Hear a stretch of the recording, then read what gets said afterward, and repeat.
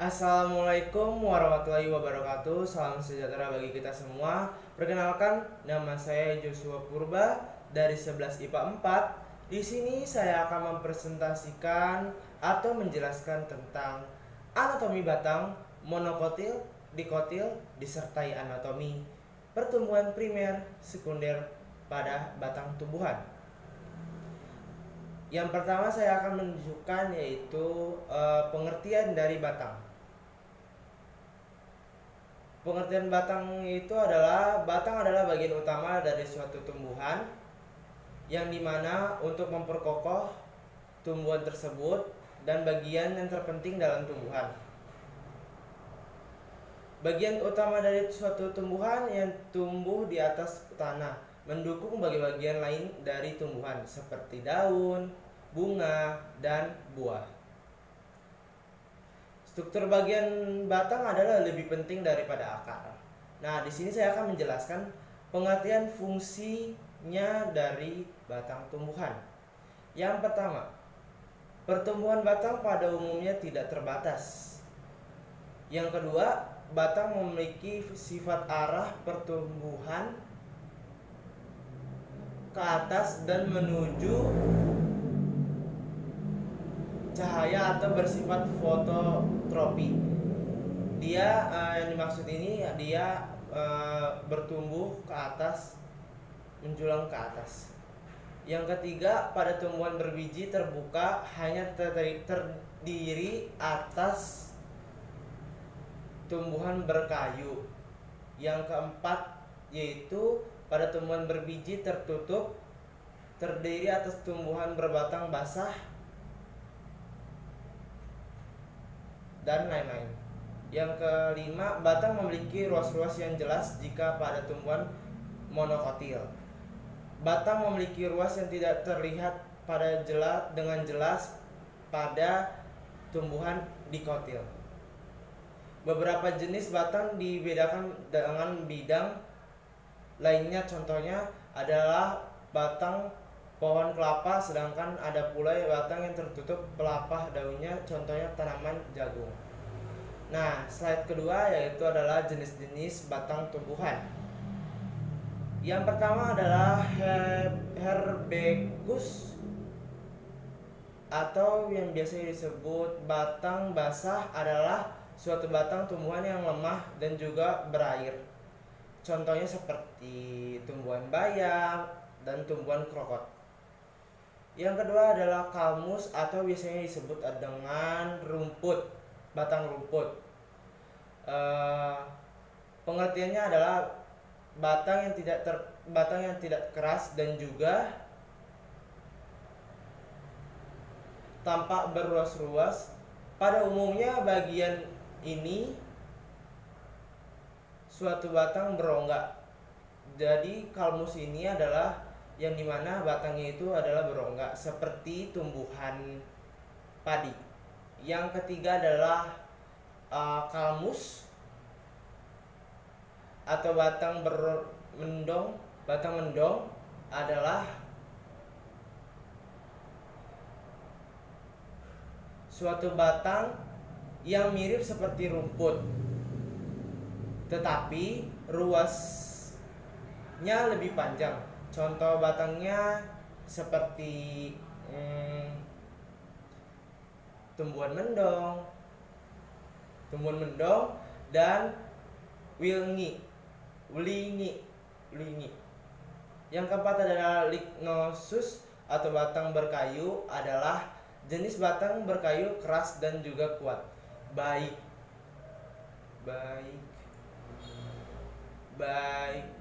berbentuk pohon atau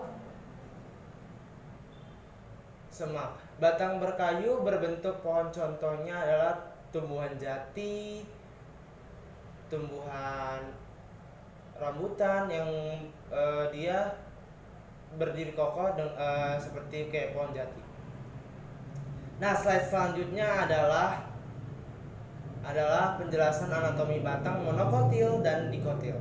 Yang pertama saya akan menjelaskan pengertian batang dikotil.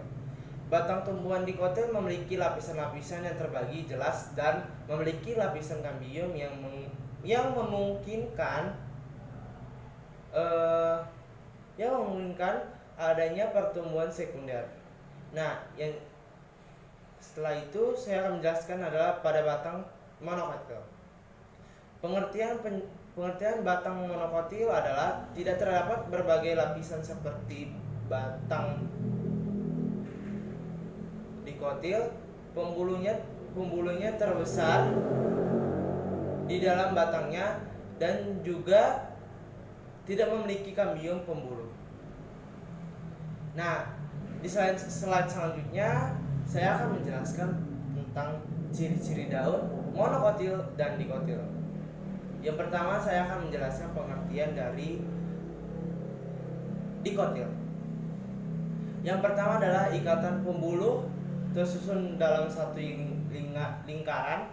Yang kedua adalah floem terletak di sebelah luar xilem. Yang ketiga adalah terdapat kambium di antara floem dan xilem. Yang keempat yaitu mengalami pertumbuhan sekunder. Yang dimaksud pertumbuhan sekundernya ini ialah pertumbuhan diameter batang akibat perkembangan kambium. Yang kelima adalah jaringan dasar dapat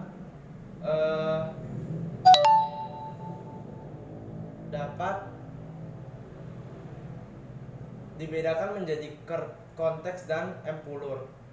Yang keenam adalah tidak terdapat sel seludang pembuluh, sel-sel khusus yang membungkus xilem dan floem seperti terdapat pada daun. Dan saya akan menjelaskan pengertian batang monokotil. Ciri-cirinya. Yang pertama adalah ikatan pembuluh terbesar. Yang kedua adalah floem dan xilem bersebelahan. Yang ketiga adalah tidak dapat kambium di antara floem dan xilem. Yang keempat adalah tidak mengalami pertumbuhan sekunder. Selanjutnya adalah jaringan dasar tidak dapat dibedakan menjadi konteks dan empulur. Selanjutnya terdapat sel-sel seludang pembuluh. Dan slide selanjutnya saya akan menjelaskan yaitu adalah struktur dan fungsi batang monokotil epidermis monokotil. Struktur dan fungsi dari jaringan monokotil. Yang pertama adalah ada epidermis dan juga ada konteks, ada stel. Yang dimaksud dengan epidermis adalah epidermis bagian batang pada tumbuhan yang tergolong monokotil mempunyai bagian dinding sel yang cenderung lebih tebal jika dibandingkan dengan tumbuhan yang lainnya tergolong dikotil. Karena epidermis di sini terdiri atas stomata dan juga bulu-bulu. Yang selanjutnya yaitu adalah konteks. Pengertian konteks dalam batang monokotil ialah bagian batang pada tumbuhan yang tergolong monokotil merupakan jaringan-jaringan yang ada di bagian bawah epidermis. Pada umumnya konteks tersusun dari bagian-bagian sel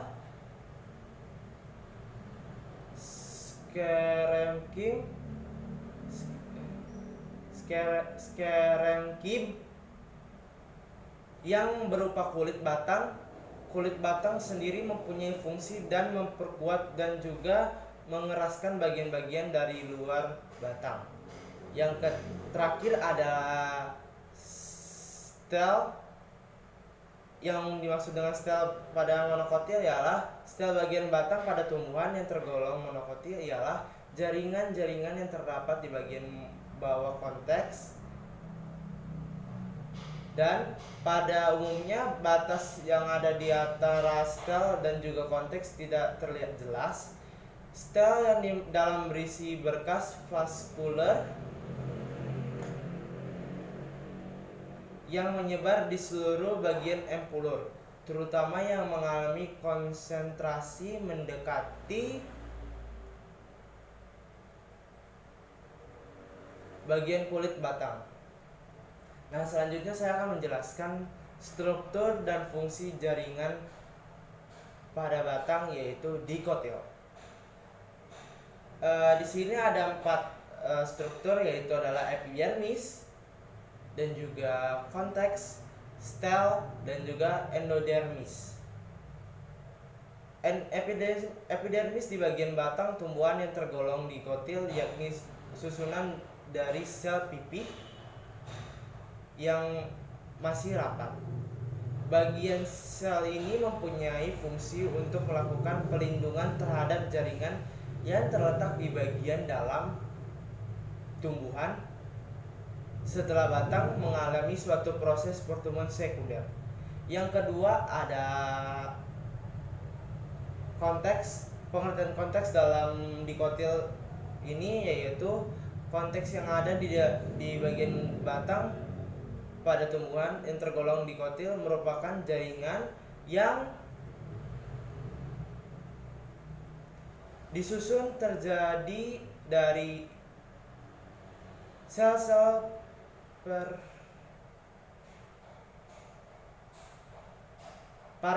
parenkim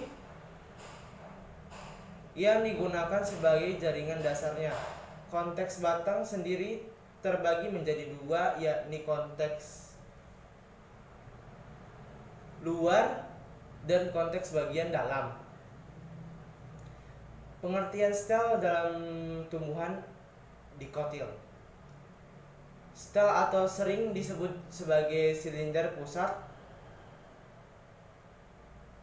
di bagian batang pada tumbuhan yang tergolong dikotil endodermis.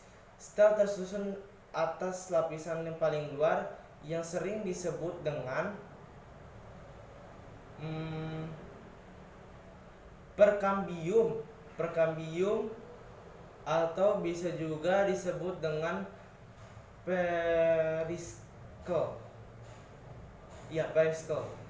Di dalam perkambium sendiri ada empulur dan juga berkas vasikuler yang terdiri atas 2 bagian, yakni floem dan juga xilem.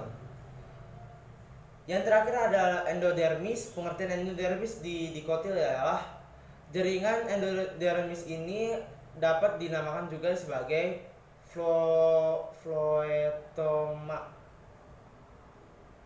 floeterma atau sarung ambilum sebab banyak berisikan beberapa butir-butiran ambilum. Endodermis dapat berisi 1 sel yang mana fungsinya sebagai pemisah antar konteks dan juga stel atau silinder pusat. Selanjutnya saya akan menjelaskan pengertian dari anatomi tumbuhan primer dan sekunder pada batang. Pengertiannya adalah pertumbuhan primer adalah pertumbuhan yang dasar bisa terjadi disebabkan oleh aktivitas pembelahan sel pada jaringan meristem. Jaringan meristem primer tersebut ada pada daerah titik tumbuhan primer, yakni di bagian ujung akar serta ujung batang. Pada jaringan meristem ada bagian yang aktif membelah. Sesudah proses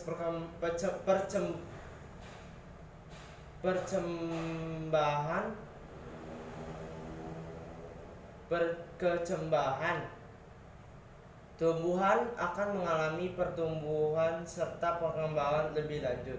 Terjadi hasil pembelahan sel-sel jaringan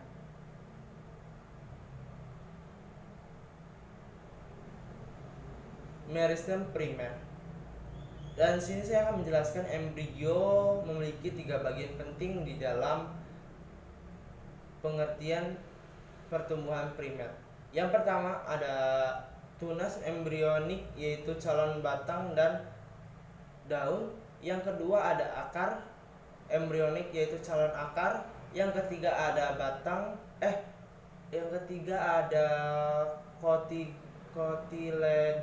kotiledon, yaitu cadangan makanan. Nah, itu saja yang bisa saya sampaikan pengertian dari anatomi batang monokotil, dikotil, disertai anatomi pertumbuhan primer sekunder pada batang. Mohon maaf jika ada kata-kata yang salah. Wassalamualaikum warahmatullahi wabarakatuh.